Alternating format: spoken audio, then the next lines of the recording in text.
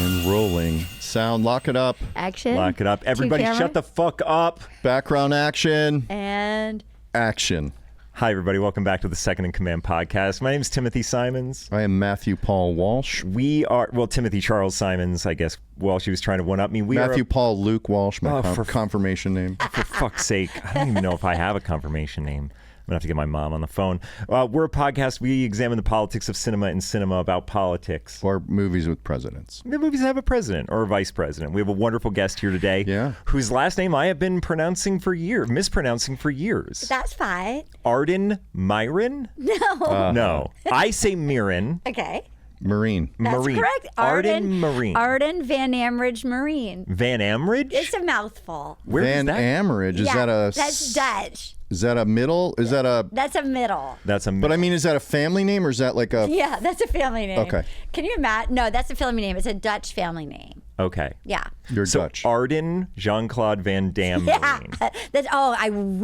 I wish. Have you guys ever been in an action thing? Yeah. What'd you do? I was a tornado chaser.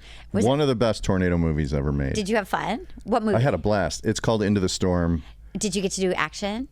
Oh, yeah. I got to drive things. I got to run through fire and Was it fun? explosions. It was hard, but it was really fun. I love action movies. Yeah. Have you ever gotten to do one? No. I'm excited. I'm like it's like it now feels like a possibility. That's exciting. Yeah, exactly. That's fun. Yeah. Did you get to fight like wind or anything? Yeah. Did you get yeah. hit by debris? Yeah. Fun. All of that. That's fun. There was a sequence that got cut while she told me about it while he was filming where he tried to fist fight the wind. And they were like, this strains all credibility. We had to cut it. You know how when you come into set and you're inspired and Yeah. you're like, just let me try this. And you just bully the director They into love like that. They love that. changing the schedule. They love that. Just let me fight the wind or I walk. And I thought it was going to work. I picture Tom Cruise in that movie. Like, I don't want to fight you. When he was like fighting a horse, like far and away. Oh, far and away. I've Yeah. never seen it, but the fact that you did an Irish accent gave me the clue. Yeah, because I didn't see it either, but it was in the trailer. You would see him like fighting like a man fighting a kangaroo. It'd be like, and I love him as an action hero, but this was his one time that it didn't feel very action hero. And he'd be like, I don't want to fight you, and it was like him with a horse, but like punching like a kangaroo, and that's how I picture you fighting the wind.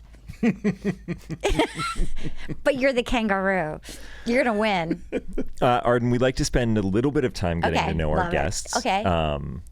You are from Atlanta, is that correct? I'm from Little Compton, Rhode Island. You are from Little Compton, Rhode I Island. was just in Atlanta. I saw an Atlanta sticker. Yeah? You have a southern, I play Southern all the time. but you have a southern vibe to you. I but you're do. from Rhode Island. My dad was from the South. Okay. And I think I present very Southern. I'm never not Southern on television. I'm Okay. only Southern now. Are either of your parents very bubbly? You have a bubbly... My mom. She is. Okay. For sure. Okay. Yeah. You have a bubbly personality. Yes, my mom, for sure. Okay. Yeah. Was that something that you enjoyed about your mom? Yes. Oh, okay. Yeah. She's blast. It was a blast. Yeah. Yeah. And then I would say my dad was the wild card, but who gives you like the extra sauce, the special sauce. Like I feel like my brother and I, if it was just purely my mom, I might have been like the best realtor in Rhode Island. But I feel like with the gene pool of my dad, it takes it over to the dark edge. Oh, good. Yeah. Maybe that's why. Yeah. And I'm throwing this out there. Maybe this is why you play Southern a lot because I mean, like, have you seen that thing about nice but not kind and kind but not nice? There's like. New Yorkers are nice but not kind, and people from the South are kind but not nice. Okay. And the kind but not nice thing is like like bless her heart. Like it sounds kind. It sounds kind. But what they are saying is not nice. Okay, right. Yeah. But New Yorkers will say things like, man, you're a real fucking dumbass if you keep doing that. See, but I grew up with that. Yeah, like that thing of, I'm going to get you to the right place, and I'm doing this because I care about you, but the words that I'm going to use aren't going to sound particularly I was kind. raised by that. I was raised by New England, sort of like, oh, are we hurting your feelings? I Yeah. was definitely raised in a male kind of like, you just suck it up and you keep going. And but I wonder if maybe the combination of those two things is why you play Southern well, because you have an externally bubbly personality, but the ability to underneath the surface go dark. Yeah, I love it. It's been fun. every time I get to play Southern, I love it. My dream is to be a mass hole someday, like a real, because I was raised a lot in Massachusetts, so like that would be a dream. Can I hear your Boston accent? Oh, I can give you Rhode Island, which I think. Give me Rhode Island. Rhode Island is like, I always say Rhode Island is like the Boston accent had chlamydia. It's like extra. It's like, Arden, how's your fucking mother? Like, we're going down to Musqueamicut. We're going to see Dawkins at the water slides. Like, you know, it's like, are you fucking kidding me? Oh, like, that's my fucking cousin. That's Sully. You know, there's a real, because I feel like people go too hard for Boston. It's not pack the car and have it yet. Like, it's more like, yeah, we fucking packed the car. Like, where's the fucking car? Who packed the fucking car? Like, but it's slightly, there's more U's and W's and things. Like, I don't know, like I don't know. I just love, every time I get off the plane at Logan, I'm like, yes. Yeah. Where are you from, Matt? You're a Midwest guy. Chicago. I love Chicago. Yeah, you spent time there, right? Well, yeah, I spent a year there when I was 19. What were you doing? I did IO. I had a fake ID to perform there because it was at the Wrigley side. It was in a bar. I was Sharna's first intern. Wow. And I shouldn't have, but she was very kind to allow me to do, I did beginner, intermediate, and advanced improv all at the same time, which is a terrible idea. Yeah. Because you don't even know your letters yet. But I got to go take classes with Dell and stuff. That's huge. And then the home team, like they were older than me, but I was like this kid with this ID. So I was sort of treated like a peer, but it was the family. Oh, wow. You were around for that? Yeah. Okay, then, yeah. So it was like Adam McKay and Matt Besser and Ian and Horatio. And Miles and Ali. And Miles and Ali. Maybe Rick Roman was still around. He was before me. Okay. But then occasionally Rachel Dratch would sit in. So you were 19 when you did that? Yeah. So you decided pretty early on this is what you like. Yeah. Did you move? Like, did you finish high school and go straight to Chicago to do that? When my mom wouldn't, I just wanted to go leave high school and my mom wouldn't let me. And so I was 17. She just enrolled me to, it wasn't like I was a grade ahead, not because I got skipped a grade, but because my mom was like, you're good. She just enrolled me young. And then they're like, she's too young. She's like, she's fine. She's fine. So like I was small and a year too young. And so was my brother. Both of us just got a little and enrolled. And then so the upshot of that is, even though I probably would have maybe done better in school or better in sports, I think you kind of reach out. You reach up to, like, you want to be like your peers. Yeah. So I was like, I'm fine. I can go live in New York. My mom was like, you're going to get put under somebody's floor bar. It's like, no way. So I had to go to college, and I picked the wrong school, and they had this arts program in Chicago, and because I couldn't afford, I got into NYU, I got into UMich, I couldn't afford to transfer. So I was like, well, I'll go do this arts program, and I had to get an internship, and I met with 4 places. The last place, I'd said yes to a theater, and I'd only ever seen really shitty improv, and then I was like, I'll just go see one show at IO. And I think it was like I feel like I saw like Laura Kraft and like. So funny. Who's so funny. Yeah. And like, I feel like Craig Kikowski. I saw like a Tuesday show. It was long form. I'd never seen anything like it. Was, I'd always written plays. I'd written and put on plays. I'd never seen anything but really cheesy short form. And that was just like, I called the theater. I was like, I'm going to do this. And it was just, that changed everything. Yeah. And at the time, what I liked about Chicago was I felt like it didn't, aside from like the East Coast, I feel like really cares like where you go to school or who your family is. I feel like Chicago was like, are you talented? It doesn't matter if you have any money. What are you making right now? Like your worth had nothing to do with your bank account, where you lived, how, like, they any keep of it that. real there. Yeah. They really did. Yeah. And what everyone, I mean, I remember Adam would like, I felt like people stayed at IO as long as they could before they went to Second City, as they were sort of like developing themselves. I remember I told Sharna I wanted to do SNL, and she was like, oh, honey, reach higher than that. You know what I mean? I remember thinking, what could be higher than that? Like, it was the first time I'd seen magic in a man. It was the Jeff Richmond was the keyboard player. They were doing improvised musicals, and it was not cheesy. It was like, it was when UCB was getting developed, and like the restaurants and stuff, and like it was really, that changed everything for me. You got hooked I got hooked. on comedy, right? Probably? Yeah. Improv and comedy. Yeah. It was just seeing, and everybody that was there for the most part made it. That was there when I was there. Yeah, isn't that crazy? Like John Glazer and stuff, and like just all like through the whole, like when you see, there's probably like 15 or 20 people that at some level Are working in entertainment. Yeah. That's Yeah. hard to believe. Yeah.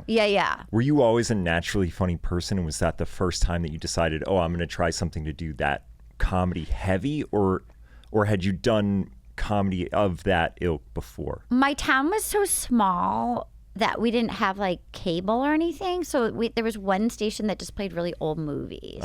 So I wanted to be like Myrna Loy. Like I wanted to be like Thin Man. I wanted to be like, and I had an older brother who I wanted to be like Terry Garr.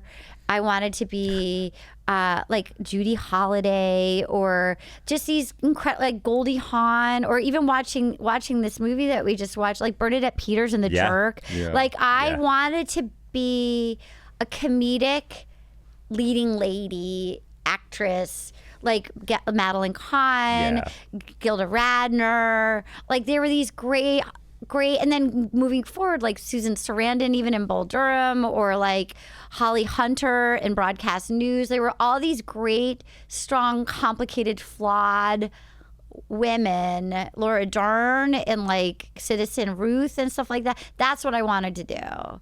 Or like, and then in the 90s, like Parker Posey and all of those, like, it was that. Like the indie queens that came up? Like all those queens.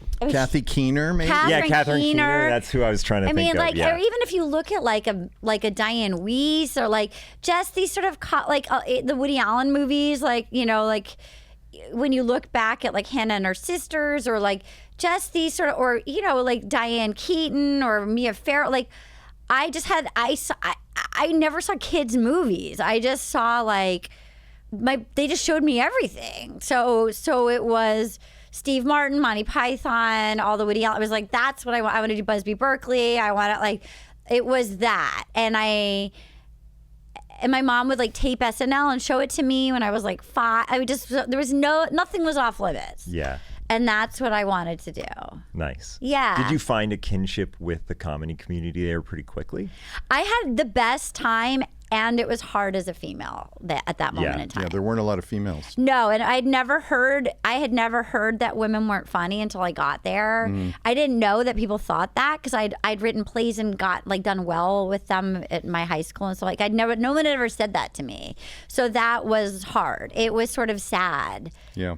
To be honest. Can I ask, who was saying that? Everybody. A lot of people. Like Sharna. I mean, she did. I love her, but she did. Kind of. I mean, kind of. Yeah. She was not necessarily. And she loved me. And I know that she actually loved me, like, but kind of. It was sort of like there was one woman on a team, you know. And then even out here, I was on an improv TV show, and I remember having improv camp, and they brought a guy in. And like he only would set me as like the prostitute in scenes. Yeah. You know what I mean? It was like, and it was not, you know, or so that was hard. That was hard. So, and I also know that people liked me, like, but I knew I really wanted to please people, and I knew that I wasn't gonna thrive in that environment. So I went to New York. Okay. I actually feel like everybody really liked me, but I was aware that it was I knew it was an escape room with the combination that I wasn't going to get. You know what I mean? Yeah. That's pretty wise for a 19-year-old kid. My mom was always really like, she encouraged me not to try to go to like NY. She's like, they're not going to get you at like a theater school. She's like, you have to protect your magic. So like, if it doesn't feel, she's like, there's some people that are going to get it, and there's some people that are not going to quite get it, and you need to protect your magic and like, I just love that saying. get out. If it feels not quite right for you, even if it is right for somebody else, it doesn't mean that the place is wrong, but it may not be right for you. Yeah. You know? What did you end up doing in New York?